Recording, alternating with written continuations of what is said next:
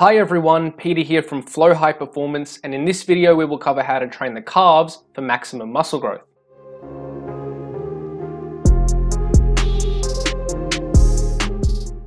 First, let's look at the anatomy of the calf muscles. The largest and most superficial calf muscle is the gastrocnemius. The gastrocnemius has two heads, a medial or middle head and a lateral or outer head. These two heads make up the most visible muscle group of the calf region. Another muscle in the calf region is the soleus. This is a flatter muscle located underneath the gastrocnemius. While it is quite a large muscle, it won't be as visible on a trainee's physique as much as the gastrocnemius because of its location. And lastly, we also have some other calf muscles like the flexor hallucis, flexor digitorum, and tibialis posterior, but these are smaller muscles located underneath the gastroc and soleus, meaning that the development won't really be visible on a trainee's physique, and they will be developed anyway when training the other calf muscles. Therefore, the two primary muscle groups we are concerned with training are the gastrocnemius and the soleus.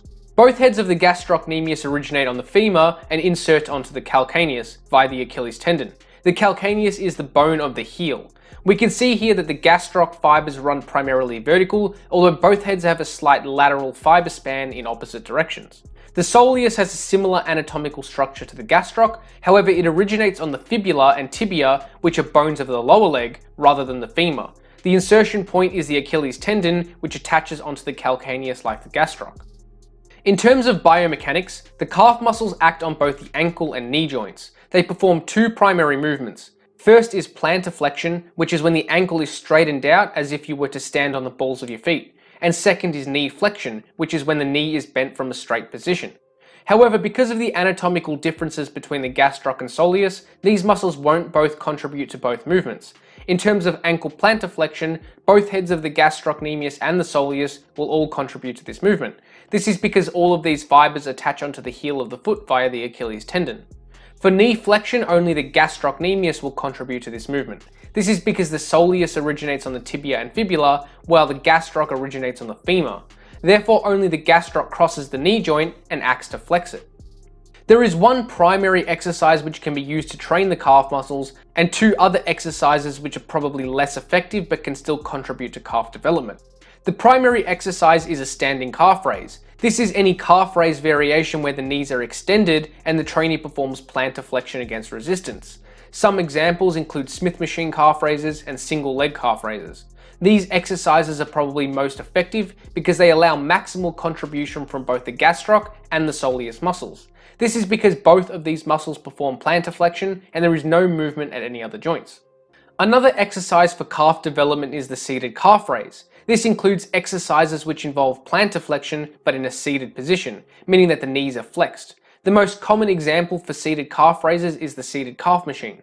While both calf muscles perform plantar flexion, the gastrocnemius crosses the knee joint too. Therefore, when the trainee is in a seated position, the knees are flexed and the gastroc is placed in a shorter position. This reduces the ability for the gastroc to contribute to plantar flexion because it is in a less favorable position to produce force compared with a standing position. Therefore, the seated calf raise will still train both calf muscles, but the gastrocnemius development will be limited, and the soleus will be emphasized. And the last exercise that can potentially contribute to calf development is hamstring curls. This includes exercises which involve knee flexion, such as the hamstring curl machine. This exercise will train the gastrocnemius in addition to the hamstrings because one of its actions are to flex the knee. However, it won't train the soleus at all because its only role is to plantar flex the ankle. Therefore, it is probably not the most effective exercise for calf development, but it should be noted that the gastroc will be active during hamstring curls. And lastly, let's explore some unique technique considerations for calf training. The first consideration is the stretch shortening cycle. The stretch shortening cycle is the elastic recoil we get when rapidly transitioning from an eccentric to concentric muscle action. As we saw in the anatomy of the calves, both the gastrocnemius and soleus attach onto the Achilles tendon. The Achilles tendon is a large tendon that can provide a very forceful stretch shortening cycle like we see during running. However, we want to avoid relying on the stretch shortening cycle when training for hypertrophy because this occurs mainly in the tendon as opposed to the muscle belly. This means that tension will be taken off the muscles and instead be redistributed to the elastic tendon.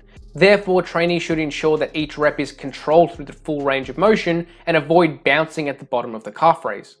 The second technique consideration for calf training is the foot position during calf raises.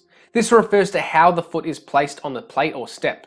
We want to place at least half our feet on the plate or step and push through the balls of our foot. This is because if we place only our toes on the step, then we will involve the foot muscles to flex the toes. The goal of calf raises are to train the calves, not the feet and toes. This may be an issue because the foot muscles may fatigue before the calf muscles, and we may limit the stimulus to the calves. And the last technique consideration is the foot angle during calf raises. This refers to the direction that the feet are pointed relative to straight forward. Because of the fiber angles of each gastroc head, foot angle influences the involvement of each head. Pointing the toes out places more tension on the medial head, while pointing the toes in increases recruitment of the lateral head. With the feet straight forward, we get a relatively similar involvement of both heads. Therefore, trainees can choose a foot position based on what they want to emphasize.